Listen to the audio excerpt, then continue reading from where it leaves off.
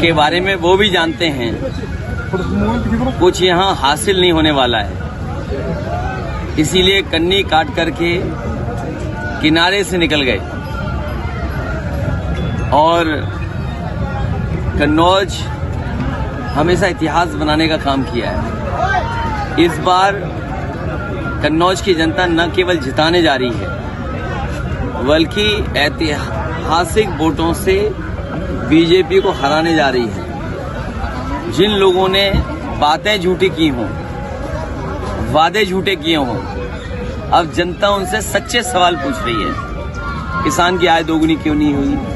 नौजवान को 2 करोड़ नौकरी हर साल क्यों नहीं मिली?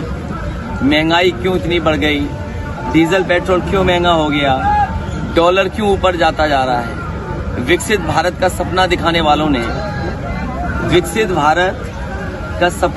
वालों ने भ्रष्टाचार किस सीमा तक ले गए? विश्व गुरु कहने वालों का और विश्व गुरु के रास्ते पे चलने वालों ने इलेक्टोरल बॉन्ड के बहाने कितने बड़े पैमाने पे भ्रष्टाचार किया। ये चंदा नहीं था, वसूली थी, और वसूली और दान में कितना खुलासा हुआ वो सबने देखा है। इसलिए इस बार न केवल कन्नौज की जनता बल्कि पहले दूसरे चरण में जो मतदान हुआ है उससे बेहतर मतदान तीसरे चरण में होने जा रहा है। जनता ने भारतीय जनता पार्टी की सरकार को पलट दिया। कन्नौज और तीसरे चरण के लोग और चौथे चरण के लोग भारतीय जनता पार्टी का सफाया कर देंगे। ये जो इनका गणित है, भारतीय जनता पार्टी का इस बार सब गणित फेल है। जो लोग मनमर्जी करते थे उन्हें 140 करोड़ लोगों की बात करनी पड़ेगी। मन की बात नहीं चलेगी, संविधान की बात चलेगी। बाबा साहब भीमराव अम्बेडकर जी का जो संविधान है उसको बचाने का चुनाव है। ये चुनाव ऐसा है जैसा कभी समुद्र मंथन हुआ था। इस बार ये संविधान मंथन होने जा रहा है। एक तरफ वो लोग हैं जो संविधान की रक्षा करना चाहते हैं, दूसरी तरफ वो लोग हैं जो संविधान के भक्षक हैं। इसलिए भारतीय जनता पार्टी का सफाया होना निश्चित है।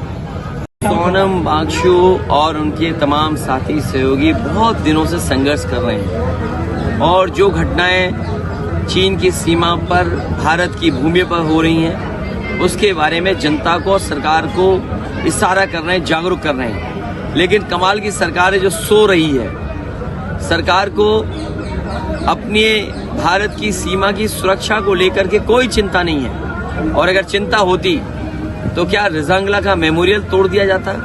क्या रिजांगला का मेमोरियल उन तमाम जवानों की याद में बना था जिन्होंने चीन से हमारी धरती को बचाया था, भारत माँ की जमीन बचाई थी? जो लोग भारत माँ का नारा लगाते हैं, जो भारत माँ की जय बोल के भाषण शुरू करते हैं खत्म करते हैं, क्या उनको ये चिंता नहीं है कि चीन ने भारत माता की जमीन को कब्जा कर लिया, छीन लिया? तो ये बड़े सवाल हैं जिसका जवाब नहीं देना चाहते हैं। इसीलिए जानबूझ करके ये कई बार ऐसे सवाल उठाते हैं जो जनता के सवाल नहीं हैं। ये पहला राजनीतिक दल है जो अपने ही नैरेटिव में फंस गया, अपने बनाए हुए जाल में फंस गया। जो नेगेटिव नैरेटिव बनाया था भारतीय जनता पार्टी ने, जो नकारात्मक राजनीति की शुरुआत की थी, उसी गड्ढे में भारतीय जनता पार्टी के लोग गिर गए हैं। मैं अपने बहुजन समाज के लोगों से कहूंगा, बहुजन समाज पार्टी को वोट देने का मतलब है अपना वोट खराब करना। वो बीजेपी का साथ दे रहे हैं, चाहे सामने से चाहे पीछे से। इसलिए मैं आपके सामने अपील करता हूं कि बहुजन समाज पार्टी को वोट देने का मतलब है अपना वोट खराब करना।